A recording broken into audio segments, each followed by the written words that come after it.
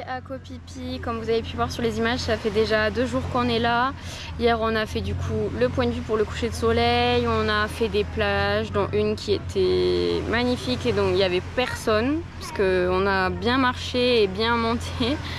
Donc on a marché 40 minutes il me semble, sous la chaleur, on était KO. Du coup on est rentré en taxi boat, mais c'était vraiment super beau. Et du coup aujourd'hui on a fait la fameuse excursion pour voir Maya Bay qui est la plus belle plage du monde.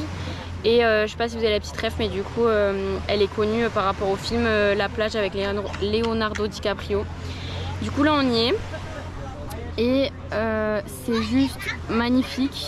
Clairement elle vaut sa renommée, mais le monde c'est quelque chose hein. Dites-vous que là il est même pas 11 h.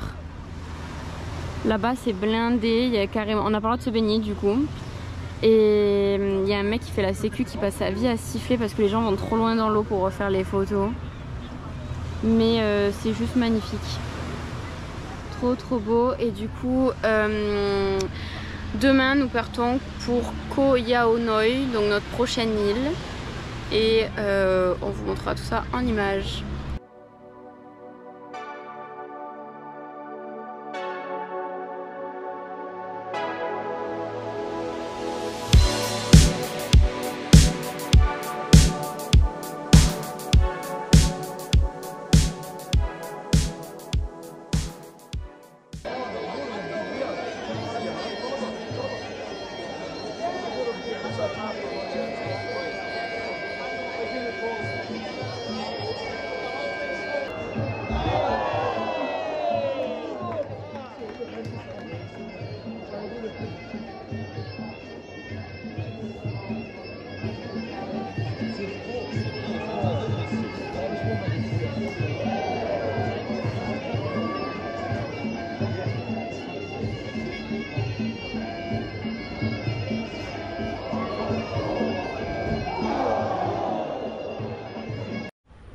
Bien arrivé au paradis, plus exactement du coup à notre prochaine île, Koh Yao Noi. On a pris un speedboat qui nous a coûté à peu près 30 € par personne, ce qui est d'ailleurs je crois le transport le plus cher qu'on ait eu à payer jusqu'à présent par personne.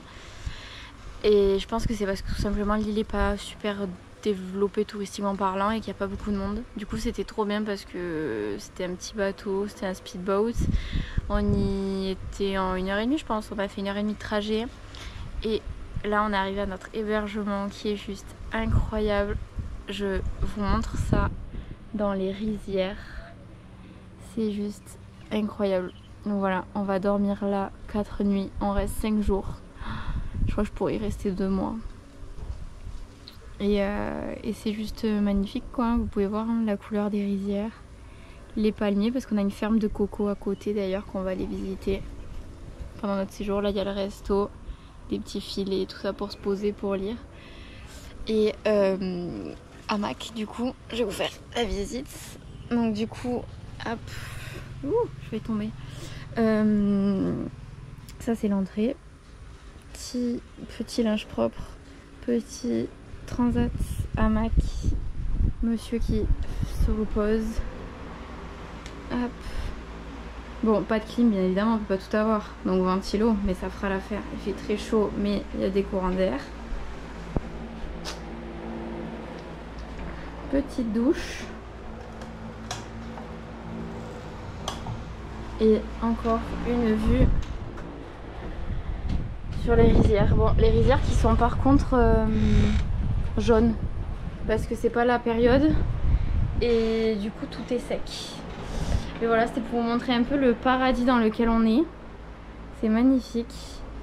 Et on va vous montrer du coup tout ce qu'on va faire pendant ces 4 jours.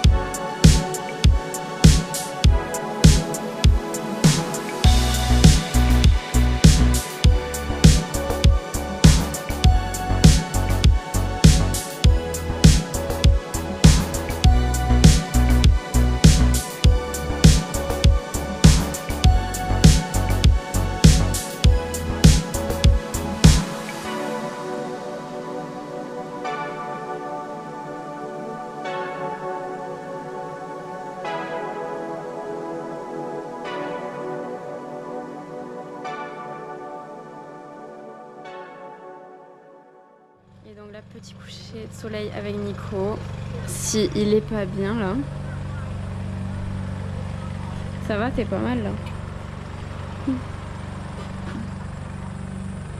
Il y a pire quand même. Franchement, notre cabane elle est là.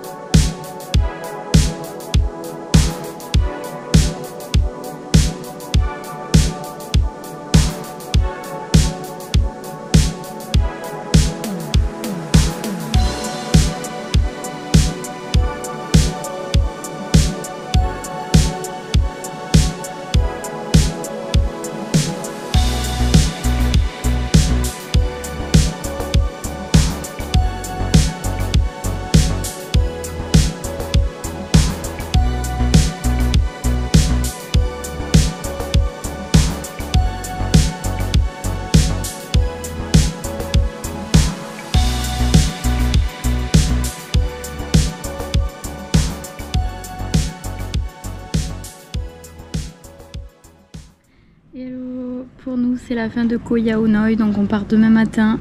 On a un pick-up qui vient nous prendre à 6h45 et ensuite on a 2 heures de longboat, le bateau traditionnel thaïlandais, pour arriver sur la baie de Phang Nga.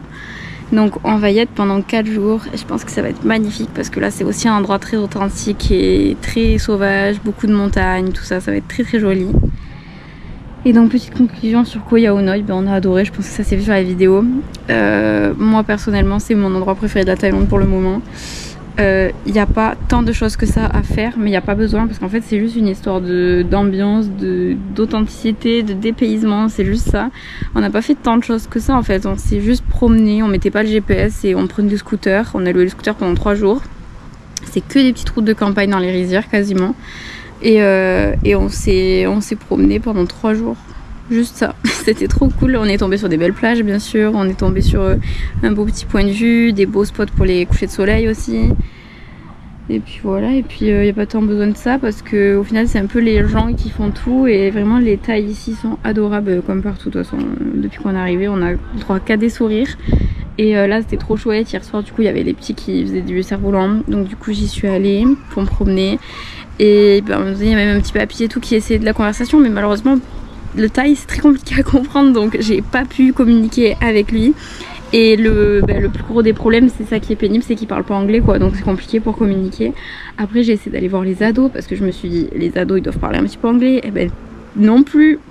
Bon, du coup au final on parlait un peu avec les gestes, avec Google Traduction, avec les sourires, mais ça a marché. Et ils sont super gentils, vraiment super gentils. Et voilà, et c'est trop chouette. On les voit passer tous avec les scooters. Alors ils conduisent les scooters, je pense à partir de 8 ans ici, vu que vraiment les petits viennent avec leur cerf-volant là sous le coude en scoot, normal. Ils jouent genre 1 heure et après ils repartent en scoot, normal. Mais c'était chouette, c'était un super moment et c'était vraiment cool. Donc voilà, on a kiffé Koh Yao Noi et moi je le conseille à 100%.